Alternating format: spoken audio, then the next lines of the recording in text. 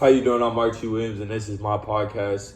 Today, I'll be talking about the things that divide us in a country and put strain on us as a community. And today, I have with me a couple friends. I'm Javon McInnes. I'm a junior here at Texas West. I'm also a student athlete and I play football. I'm Narelle Pettis. I'm also a student athlete. I am a junior here at Texas West, and I also work at the financial aid office. I'm Aaliyah Villarreal. I'm a sophomore, and I'm part of the wrestling team. Okay, today we have four major topics that we feel like separate us in a country, and they are race, social class, sexuality, and religion. And we're just all going to sit here and talk about it and give our honest opinions about how we feel about it.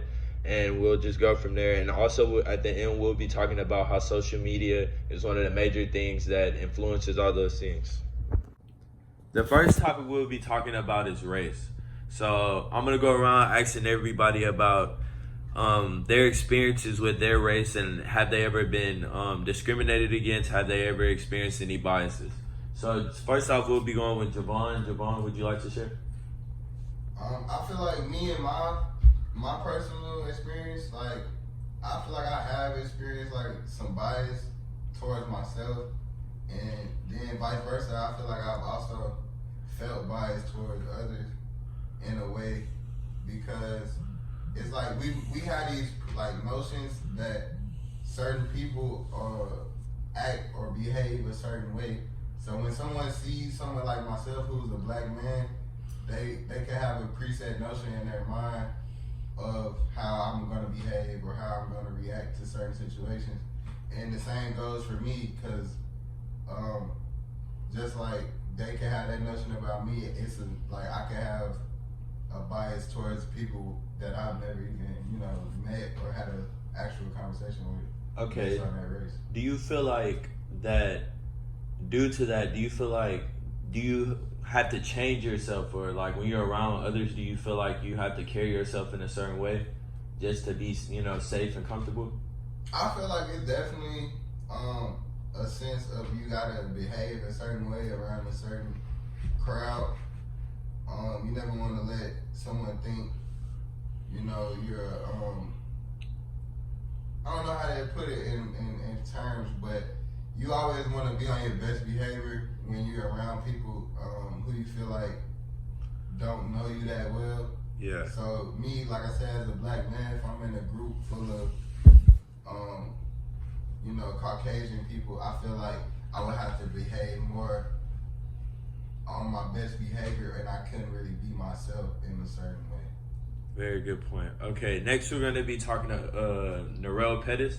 Narelle, would you like to share? Have you ever experienced any biases? Well, being an African American man in this generation or this society, I have definitely come across a lot of racism or bias type feelings that been actually pointed in or arrowed at me in my direction. But I can mainly say, like, just given like the neighborhood, like growing up as a kid in the neighborhood that I come from, that say like there's a person that's not of ours, that's not in that type of they haven't been in like this type of situation. But I'm from like a neighborhood where the only way that people feel like to make money is by just selling drugs, or either doing gang related activity, or just even just stealing or robbing or even just killing just to try to make a rep of a name. People like that doesn't really come from that type of standard don't really understand. That's the only standard. They don't know the way they think and the way they get is just savagery. Yeah. That's the only mindset they come. So if they see somebody say they like, and I think like that's been out for years. The only way people like in this generation, or even just like back previously, the only way they think of a African American man mainly is by savagery.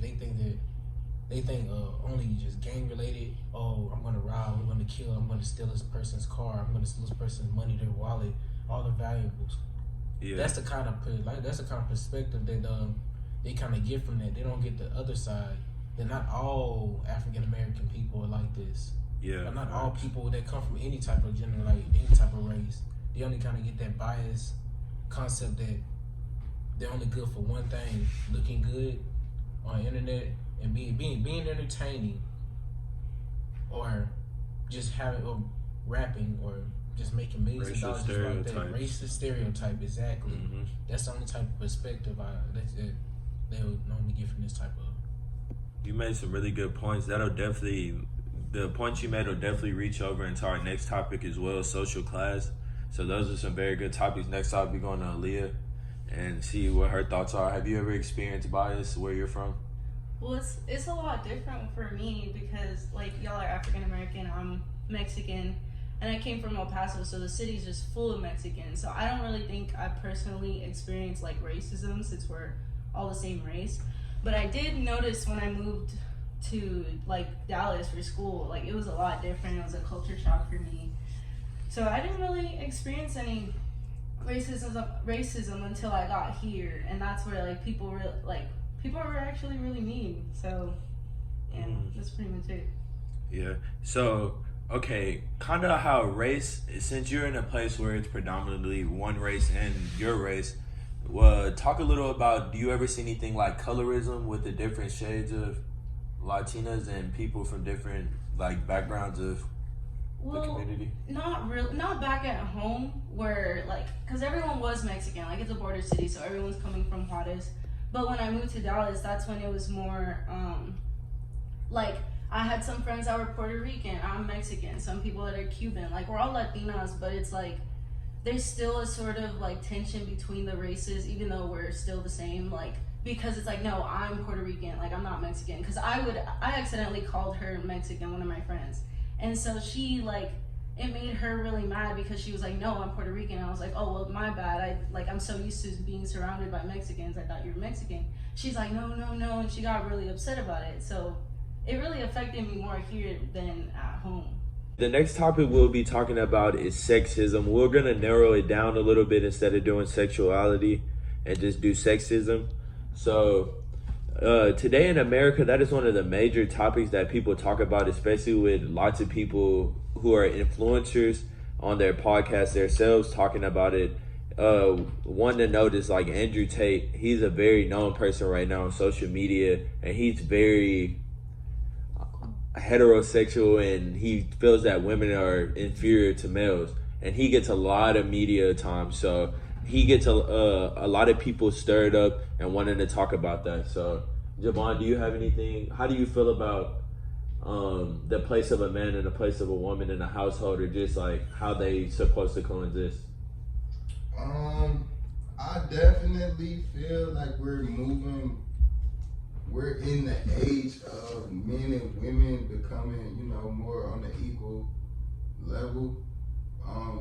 Traditionally it was more the woman would stay at home and the man would, be the breadwinner for the family. But I've definitely been seeing like women are definitely capable, just as capable, if not more capable than men to, provide for a family. So I definitely feel like I'm more on the side of, everybody being equal.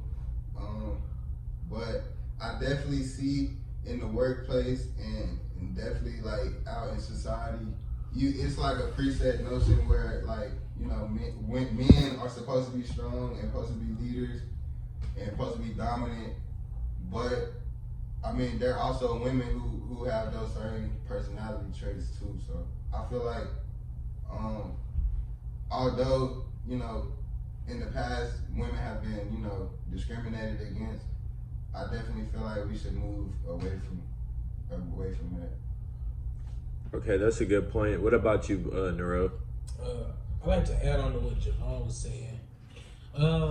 Yes, in this society nowadays, you see more of an equal status based between women and men. Back then, yes, there was a lot of misjudgment going around. Men always had the responsibility of taking care of everything on the outside, like job-wise, providing for the family, while women had to sit back and just be a stay-at-home mom or cook for the house. And like today's society, now you see more women approach, actually get out there making money and supplying more for the house, or even supplying more for men, even being a mother as well. And I can say this, like now a lot has changed with that, but in some societies today, you still see like the same type of biased concept with that. Say like, a woman is pregnant and they work. They have to take time off to go give birth to their child, and they have time to like rest and recuperate and all that, prepare for the child. So when he get a little bit older, he can be looked after, so she can go back and continue work. And that in today's society, they still hold that men. They still hold men as a high standard for getting paid more than females, which in my opinion is wrong. It shouldn't be that way because of that. Just because a woman is she has childbirth and all, it doesn't mean it should affect her pay, because she still have the same knowledge, the equal knowledge as a man has. And no matter how long they've been working there, they still learned enough to gain the concept, to grasp the knowledge, and work there together as equals. So that's how I feel about it. Like, it shouldn't be that way. It should be equaled out. That's good. Okay, next we'll ask Aaliyah her thoughts. So, Aaliyah, being a woman in America, just tell me about how that's been for you. Have you experienced any biases or walls that you've hit because of that? Well, up until like just recently, I think women, like I'm speaking for all women, like Roe v. Wade played a huge part in us. Because not just because of what it is, but it's because of the principle of us being able to choose what we want to do. It makes it seem like because y'all say it seems like it's getting better, but to me, I think it's getting worse. Because now it's like, just because we don't have the right to choose whatever it is, like even the person we want to marry, like it's still, at the end of the day, it's still known that like these people in the White House or in Congress or whatever, like they're the ones that are going to be able to take away my choice regardless. And most of them are men. So it's like, it's kind of like weird. Like abortion laws. Yeah. And like, even like going back to what Narelle said, like it's different everywhere. Like even in wrestling, there's these two girls that wrestle and they wear a hijab or a hijabber. And so they're wearing like pants and stuff instead of the singlet. And then when she went up to my coach, like she was going to shake, like my coach was going to shake her hand, and she apologized and said she couldn't. So it's like, it's still weird. Like I feel like it's getting worse, but it's also like it changes with tradition, like people's traditions.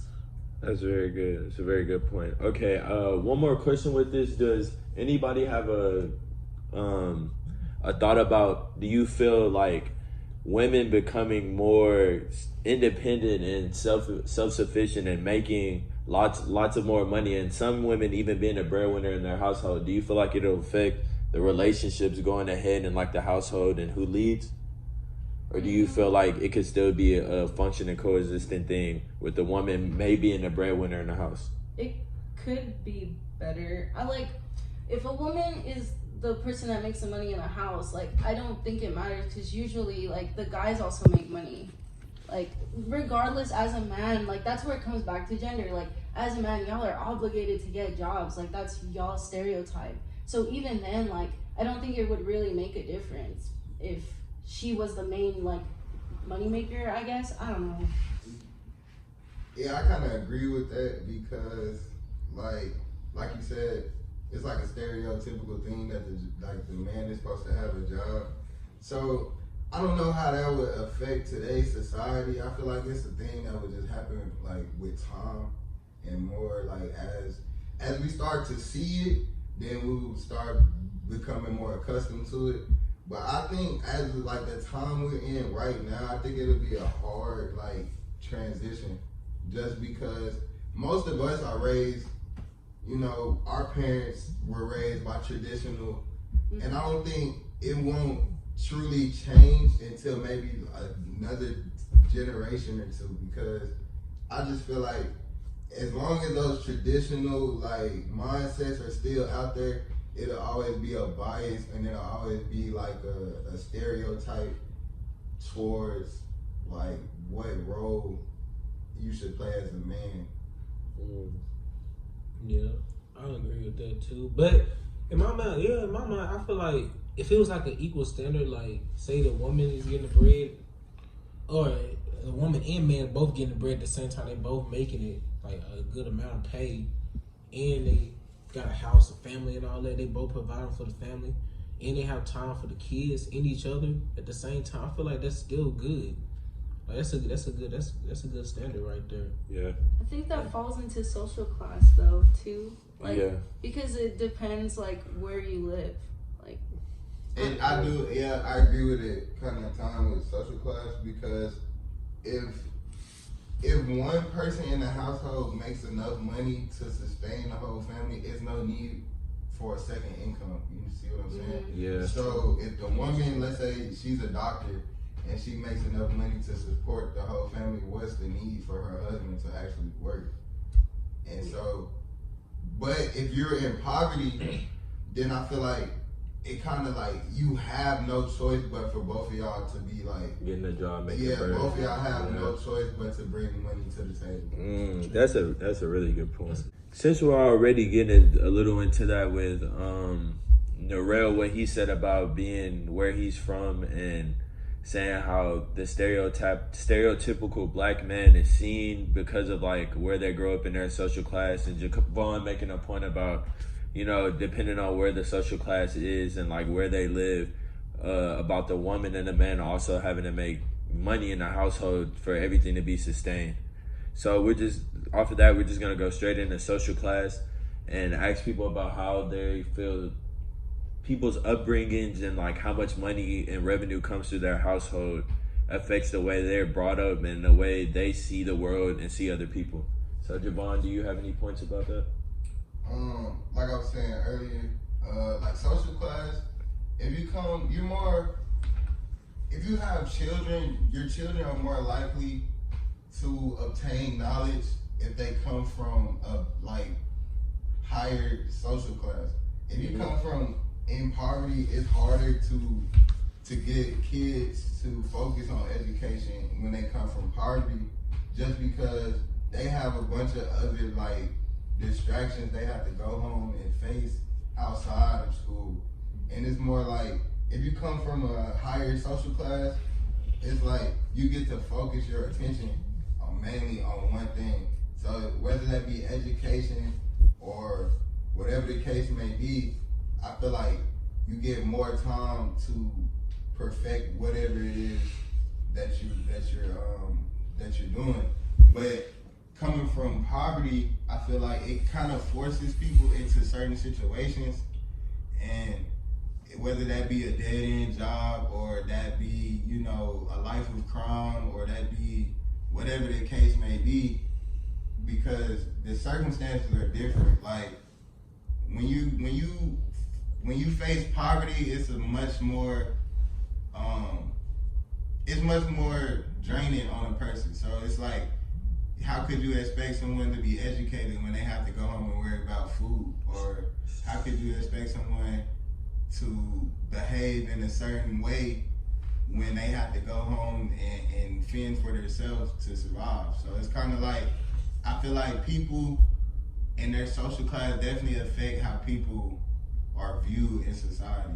So like something as simple as like a kid whose family makes a lot of money and having to go home and they could do whatever, have time doing homework, and a kid from a lower class having to go home and may having to get a job to, you know, help support his family, help pay bills. Exactly.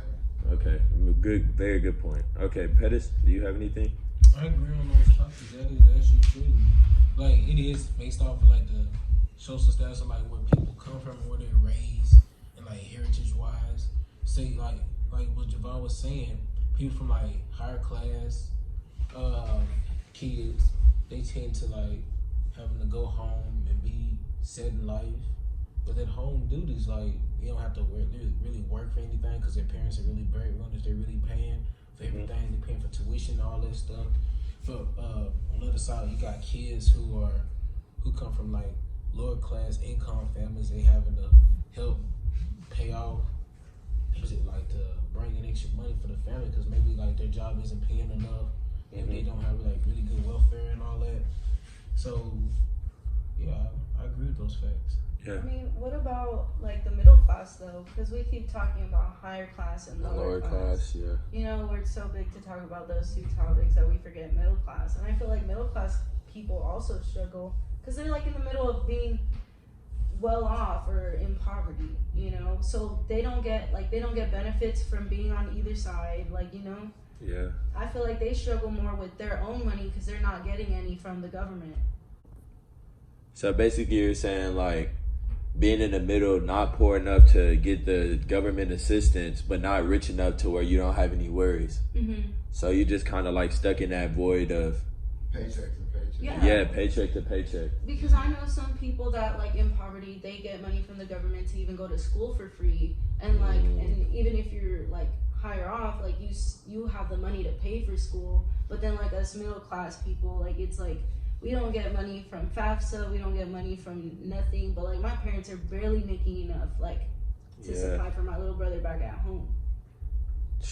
That's a very good topic. So, And I agree with that, because majority of society is kind of in that middle class range when you think about it, and it's kind of like it's their own set of problems that they face too. So, yeah, I definitely feel like, because you like, if you wanted to, most middle class people go to public school, and so I mean, depending on the area you're in, it's kind of like that limits your education, like that hinders you.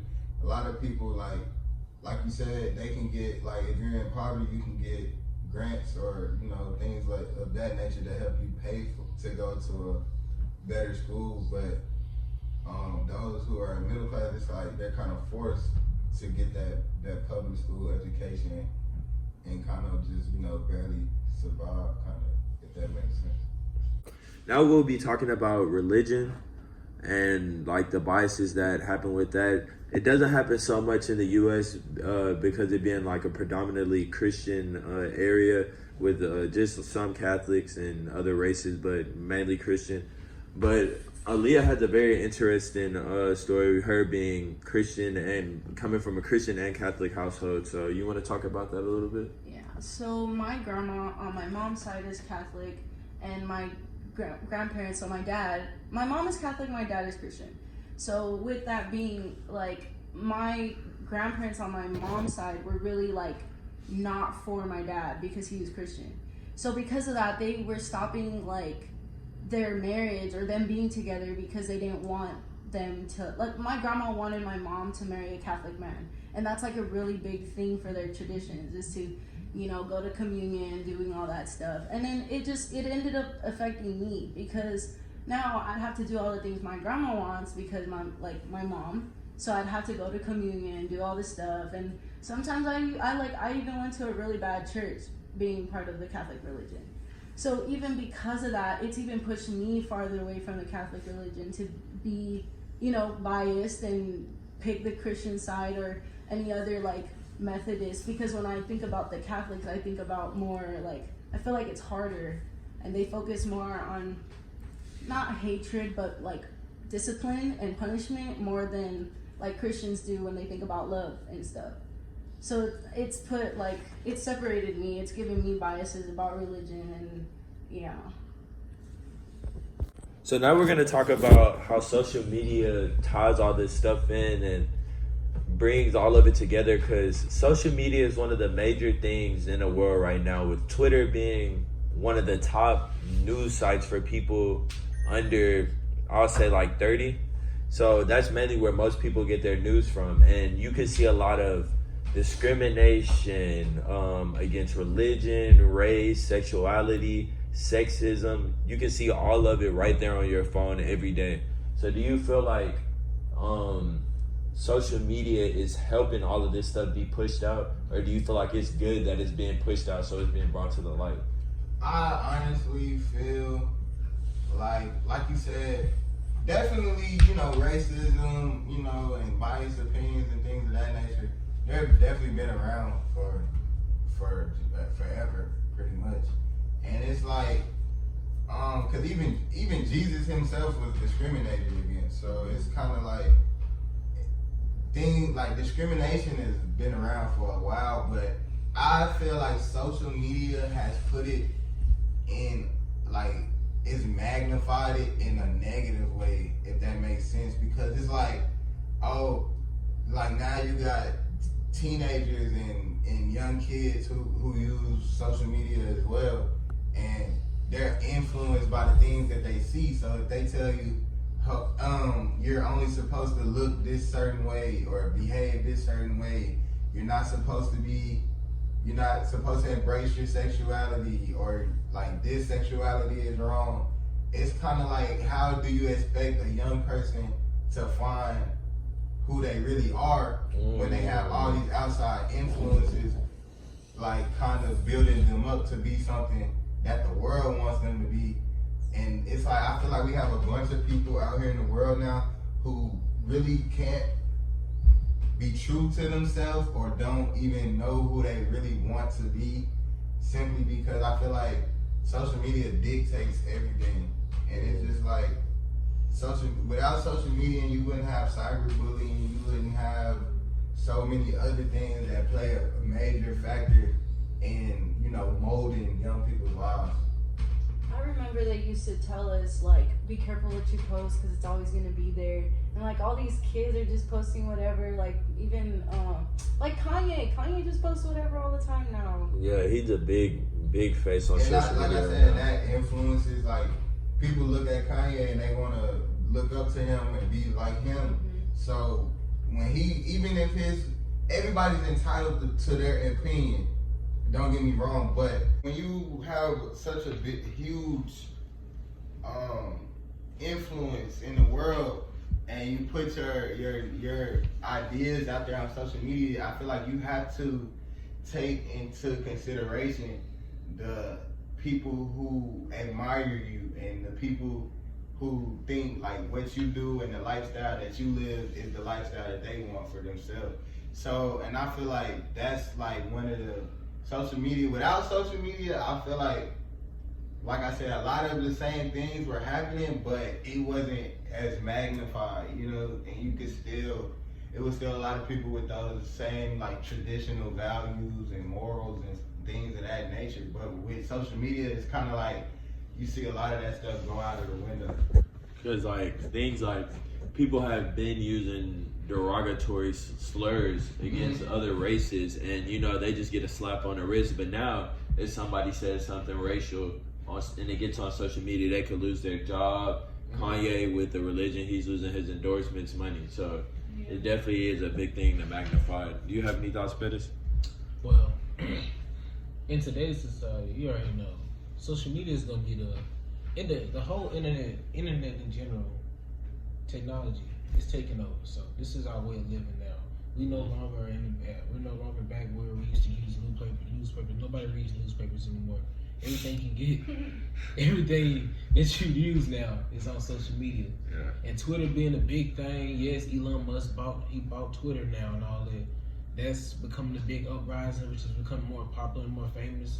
Yes. And the topic that I was touching on about how social media and how's it a big reaction for like the next generation is actually a good topic. So in my opinion, I think that in ways it can be bashful, but in the same way it can be good. Let's say like this is going to like hate crime type thing. Let's say like this, like you have your stereotypical black male or black female. They're in the car, they get pulled over by an officer, right? Mm-hmm. And they didn't do nothing wrong. They have everything out. They have their driver's license right there, ready on the dashboard, ready for the officers to see. And right when they lift their hand, officers pull out a gun. They tell them to put their hands down. They put their hands down quick. They put their hands down. They'll instantly shoot on sight. No hesitation needed.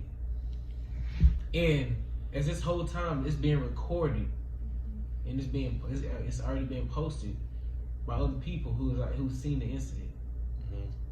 So social media gets it out there for them. Something that out there. in the past may have happened 1,000 times, but never was recorded to be shown, and didn't have the platform like social media for it to be pushed out. And that could be a good thing. This is why it can be a good thing. It can be a good thing for families to like really get the word out and try to inspire for like others who are younger in the community, for them to like understand like what's really going on in this world. Like this is not a safe world that we're all in. This is a world where you're meant to see a lot of chaos and destruction. This is the time we're living in now. And so for that to like be published out there, it's like it's a big uprising for that. But at the same time, it's bad because you got families who are still dealing with that type of traumatic loss that really don't want it to be published out there, or you got those who want to hide it just to like try to prove a point that they can't see this. Because if they see this, then we're ruined. Our company's ruined. Our whole name, our whole forces, everything is ruined. So you like it's kind of like shaky on both sides, you know. It's shaky on both sides. It's good and bad on both sides. I agree with that. It's good because I feel like they're finally exposing people that have been doing wrong for the longest time. But it's also bad because I feel like it's like what you said. Like we have to hide all this stuff. Like people are gonna find out, and it's like it kind of goes to like when you were talking about hate crime. Like Vanessa Guillen, like she was in the army, like she was serving her country and they killed her. Like that's horrible. And it was just, and the fact that like it took 2 years for them to actually get like something done, like any type of awareness, like, and just because like she was Mexican and nobody really cared, and it was like I don't know, it was And a woman. She was a woman. She was serving her country, and her country failed her. And that stuff like went on the internet so fast. I remember seeing it like all the time for years, and I didn't really realize like that they had found her and everything. Like all the stuff they did to her was horrible. Like I understand if you just like kill someone because you like are doing something bad, like rape or something, you know. But he dismembered her and burnt her. Like that's crazy, and that was all over social media. Like everyone knew about that stuff so fast. And them doing that and pushing it on social media and fighting for their daughter that long eventually led to a law being passed. This was and this was right like a little bit after like Black Lives Matter became a thing, because and that plays a big part in social media because Black Lives Matter was not always like around until like what COVID, you know. So and that plays a big role in social media because that's how it started. Facts. Well, that's all we have for you today on our topics. I appreciate you listening and see you next time. Thank you.